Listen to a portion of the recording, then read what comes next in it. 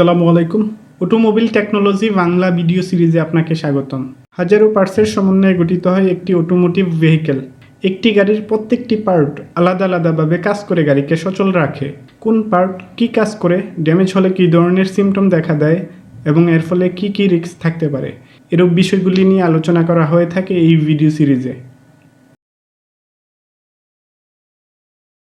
Turbocharger internal combustion ইঞ্জিনে intact এয়ারের চাপ বাড়িয়ে ইঞ্জিন সিলিন্ডারে বেশি পরিমাণে বাতাস প্রবেশ করাতে টার্বোচার্জার ব্যবহৃত হয়। এর ফলে বেশি বাতাসের সাথে বেশি ফুয়েল অ্যাড করে ছোট ইঞ্জিন থেকে বেশি হর্স পাওয়ার এবং টর্ক পাওয়া যায়। টার্বোচার্জার ইঞ্জিনের এক্সস্ট ম্যানিফোল্ডের সাথে ইনস্টল করা থাকে। এটি একটি শ্যাফটের মধ্যে টারবাইন এবং কম্প্রেসর লাগানো থাকে। ইঞ্জিনের এক্সস্ট গ্যাস টারবাইনকে ঘোরালে এর সাথে সমান আরপিএমে কম্প্রেসর ঘুরতে থাকে, ফলে অধিক পরিমাণে বাতাস পাম্প করে ইঞ্জিন সিলিন্ডারে প্রেরণ করে।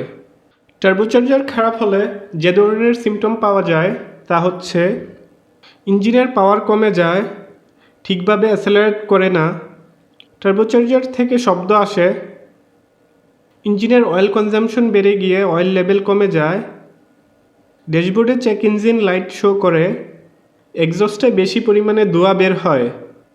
টার্বোচার্জার খারাপ হলে তা প্রয়োজনীয় রিপেয়ার বা পরিবর্তন করে নিতে হবে।